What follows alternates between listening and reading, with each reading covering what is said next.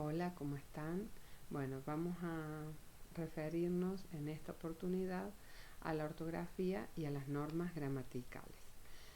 Para hablar de la ortografía, primero vamos a diferenciar lo que es el acento de la tilde.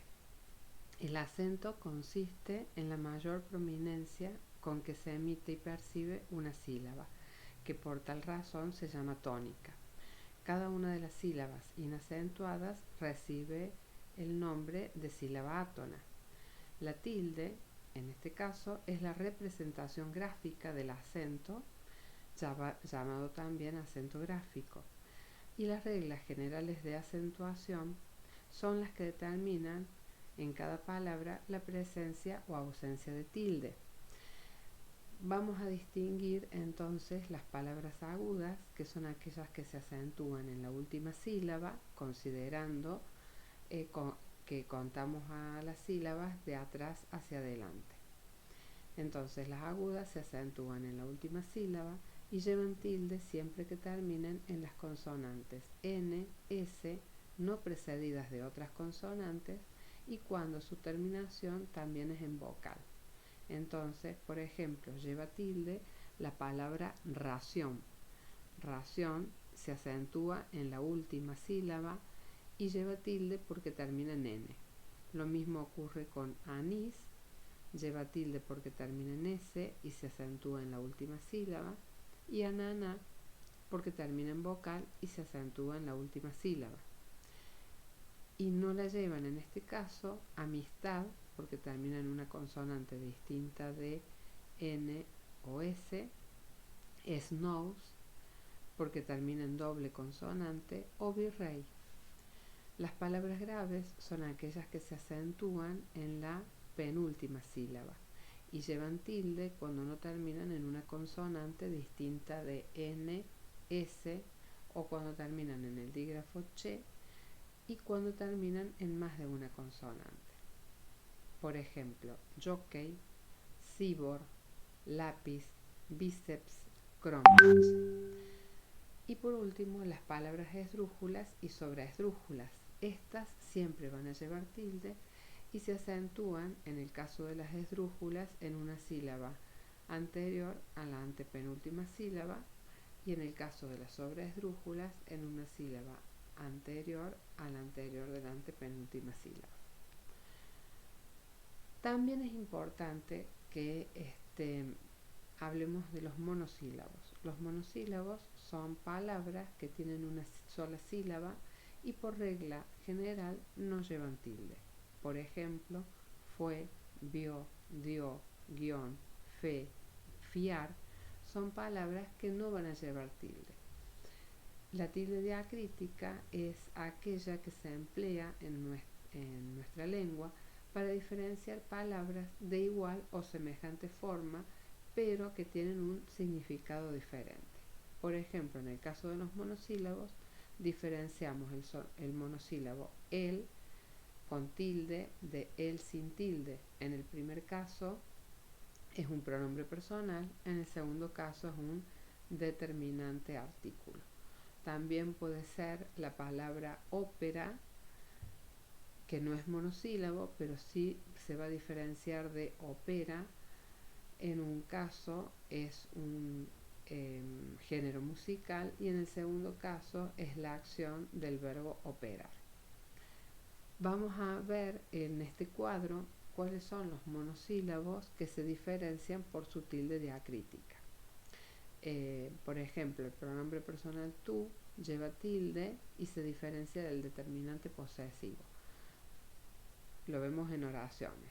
Tú eres su mayor preocupación. En ese caso, tú es un pronombre personal. Está refiriéndose a una persona. En el segundo ejemplo, a tu auto se lo desinfló una goma. En este caso, ese tú es un determinante posesivo que está modificando al sustantivo auto. En ese caso, no lleva tilde. Él, como habíamos visto recién en el pronombre, en el ejemplo es un pronombre personal. Creo que él quiere saber la verdad. En este caso, él se refiere a una persona. El segundo monosílabo el, que no tiene tilde, es un artículo. No le gustó el regalo. En este caso, él está modificando el sustantivo regalo, está determinándolo. Lo mismo pasa con el mi. Tenemos 3 mi. Uno lleva tilde y los otros 2 no, y se desambiguan en el ejemplo. Mi, pronombre personal, lleva tilde. Por ejemplo, para mí dice la verdad. En ese caso, mi está haciendo referencia a la persona. Mi, determinante posesivo, indica posesión con respecto a algo. Estás lejos de mi casa. En ese caso, mi está determinando el sustantivo casa. Y mi, sustantivo, que hace referencia a la nota musical. Escucho el mi en la flauta. En ese caso tampoco lleva tilde.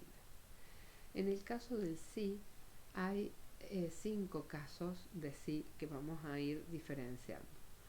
Sí, pronombre personal, lleva tilde. Por ejemplo, quiere todo para sí. Sí, como adverbio de afirmación. Sí, cumpliré con lo prometido. Sí, sustantivo, que significa aprobación o asentimiento. Por ejemplo, por favor, dame un sí. O la novia en el altar dio el sí. Y el sí que no lleva tilde es el que cumple la función de la conjunción del condicional. Por ejemplo, si vienes no me enojaré. En ese caso el sí no lleva tilde. Y el sí en sustantivo que está haciendo referencia a la nota musical. La sonata está en si bemol. En esos casos no lleva tilde. El té tiene 3 casos. En uno solo lleva tilde cuando hace referencia a la planta o a la infusión. En ese caso está cumpliendo la función de un sustantivo. Dale, tomate rápido el té. Ahí lleva tilde. Te, como pronombre personal, no lleva tilde. Te veo y no lo creo. O te, cuando hace referencia a la letra, al sustantivo. Por ejemplo, dibuja correctamente la T minúscula. En ese caso, tampoco lleva tilde. El monosílabo de se presenta de 2 formas. Cuando hace referencia al verbo dar, a la conjugación, al verbo conjugado dar, lleva tilde. Aunque no le dé nada, lo sigue. En ese caso, lleva tilde. Cuando hacemos referencia a la preposición, no llevaría tilde. Por ejemplo, esa lapicera es de él. Recordemos que las preposiciones funcionan como nexos. El se tiene 3 formas, 2 con tilde y una sin tilde. Por ejemplo, el se, cuando hace referencia al verbo saber, lleva tilde. Ya sé, estás perdido por ella. En ese caso, ese se lleva tilde porque hace referencia al verbo saber. Cuando se refiere al verbo ser, también lleva tilde. Sé menos prudente en esos aspectos. Ahí lleva tilde. Y cuando se refiere al pronombre personal, no llevaría tilde. Por ejemplo, no se cansó hasta ahora. Y por último, el más presenta 2 formas. Con tilde, cuando hace referencia a cuantificador, ya sea en forma de adverbio, de adjetivo o de pronombre. Cada día es más rebelde. En ese caso, lleva tilde. O el más en función de conjunción adversativa que equivale a pero. Por ejemplo, vino hacia él, mas no quiso abrazarlo. Otro ejemplo puede ser, estudió mucho, mas no se acuerda. En esos casos no lleva tilde. Vamos a trabajar los signos de puntuación, en realidad algunos aspectos, y nos vamos a referir concretamente al punto, a la coma y al punto y coma. Decimos que el punto es el signo ortográfico que tiene como función delimitar las unidades del discurso. Podemos distinguir varios tipos de puntos. El punto final, que señala el final de un enunciado, en ese caso sería un punto seguido. Por ejemplo, también puede indicar un punto y aparte cuando señala el final de un párrafo o cuando concretamente termina un texto, ahí sería el punto final. Siempre se debe escribir sin separación de la letra que le precede y estar separada por un espacio de la que le sigue. Y es obligatorio emplear mayúscula siempre que es después de un punto. Cuando no se debe emplear punto, cuando escribimos un título o un subtítulo con nombres de autor, cuando escribimos dedicatorias, en enumeraciones en forma de lista, cuando realizamos un índice o en direcciones electrónicas.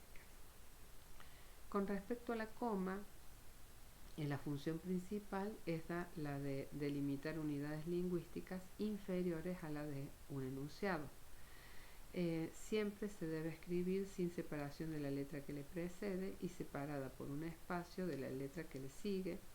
No se debe emplear mayúscula después de la coma, a no ser que corresponda porque la palabra que sigue es un nombre propio, por ejemplo. Se emplea especialmente para marcar elisiones verbales. ¿Se acuerdan cuando habíamos visto en recursos de cohesión que una elisión es una omisión o una elipsis? Por ejemplo, el día transcurrió caluroso, punto y coma, la noche, coma, fresca. En ese caso, la coma está indicando la omisión del verbo transcurrió. También se utiliza para delimitar unidades coordinadas, palabras, grupos u oraciones. Por ejemplo, paraísos, lapachos, pinos pasaban a gran velocidad al costado de la ruta. Y también se lo utiliza como conectores en un enunciado, cuando utilizamos los conectores además, asimismo, también, de hecho, igualmente, por otro lado, en cambio, no obstante, etc. Se utiliza también en interjecciones y apéndices confirmativos. Por ejemplo, hay, esa es una interjección, no esperábamos este desenlace.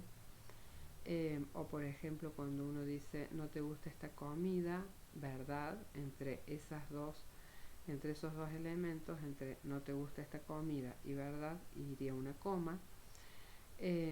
Después de algunos términos o grupos sintácticos, como pueden ser vocativos o aposiciones,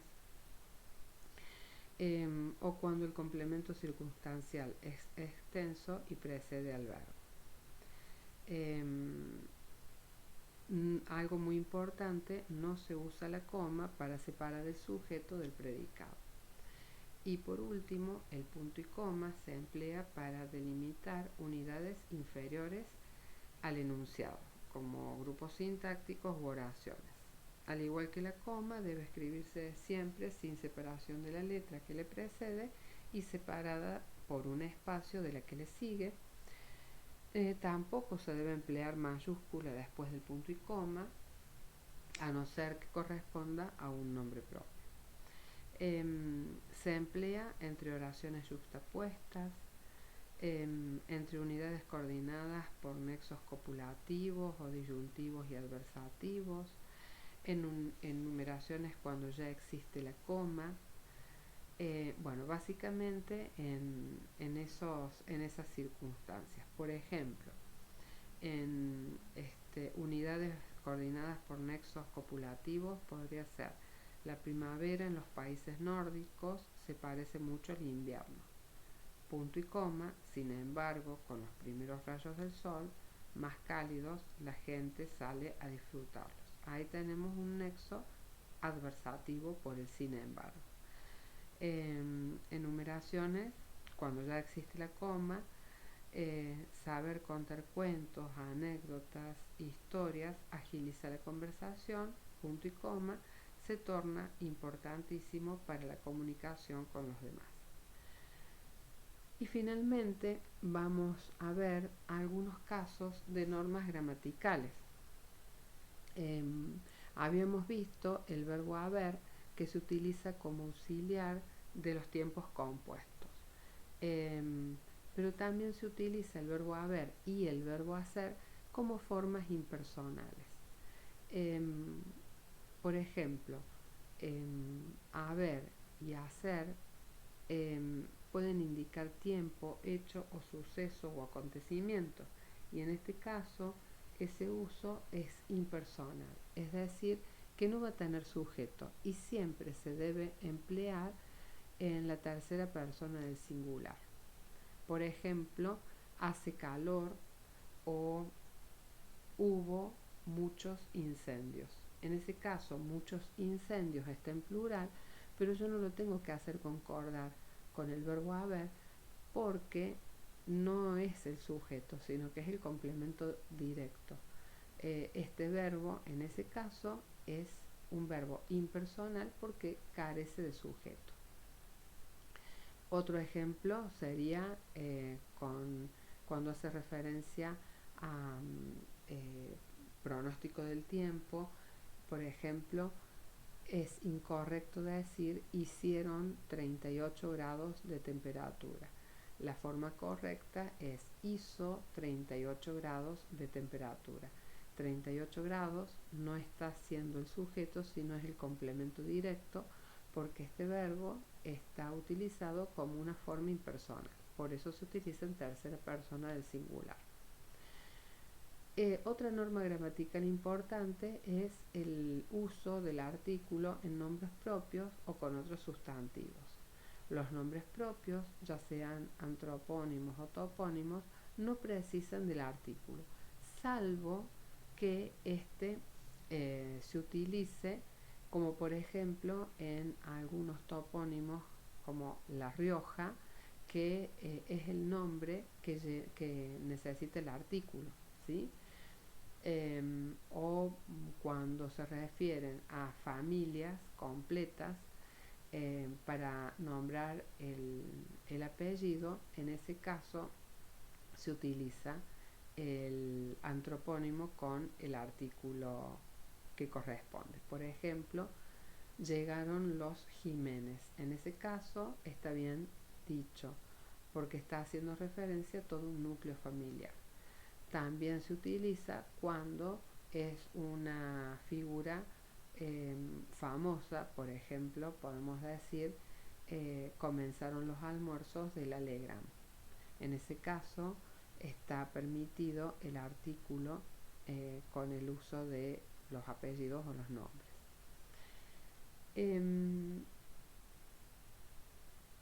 Otro norma gramatical importante es el uso de la preposición. En algunos adjetivos exigen determinadas preposiciones. Por ejemplo, cuando yo digo distinta, puede ser de o a. En el ejemplo que ustedes tienen en el material teórico, dice Julieta es muy distinta de mí o a mí. Se admite de las dos formas. También ella es diferente de mí o a mí.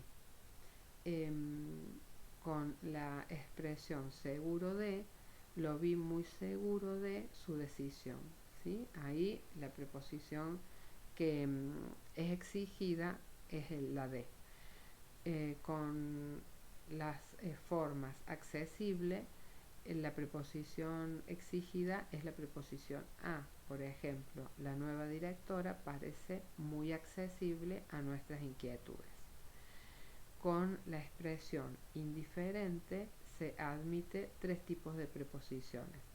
Se mantuvo indiferente a los incesantes halagos de su novio, o se mantuvo indiferente ante los incesantes halagos de su novio, o se mantuvo indiferente hacia los incesantes halagos de su novio.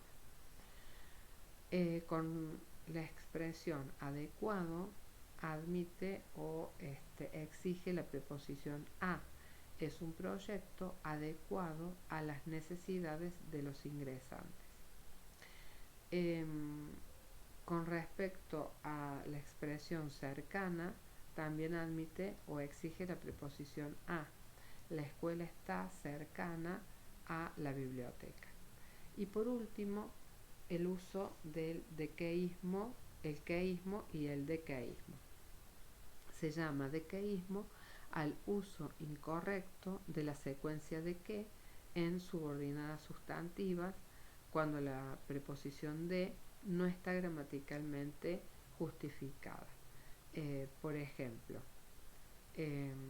creo de que llegarás tarde. En ese caso, la forma correcta es creo que llegarás tarde. ¿Cómo yo puedo estar segura de emplear bien esta forma correcta? Reemplazando a todo lo demás por la forma eso. Creo eso. Si yo le pongo la preposición de, queda incorrecto decir creo de eso, ¿sí? Por ejemplo, con el verbo pensar ocurre lo mismo. Yo no puedo decir pienso de eso, sino pienso eso.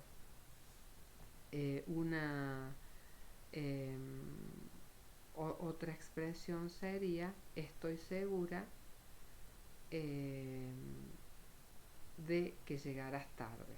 Estoy segura de eso. En ese caso admite la expresión de que. Por lo tanto, es correcto decir estoy segura de que llegará tarde. Como dijimos, el queísmo y el dequeísmo se producen en las llamadas oraciones subordinadas sustantivas, y una de las formas entonces para reconocerlas consiste en reemplazarlas por los demostrativos esto, eso o aquello, según lo permite el significado de la oración. Bueno, con esto terminamos en una mirada muy rápida lo que corresponde a lo más importante de ortografía y de normas gramaticales. Al igual que en las unidades anteriores, esta unidad finaliza con ejercicios para reconocer los casos que hemos trabajado.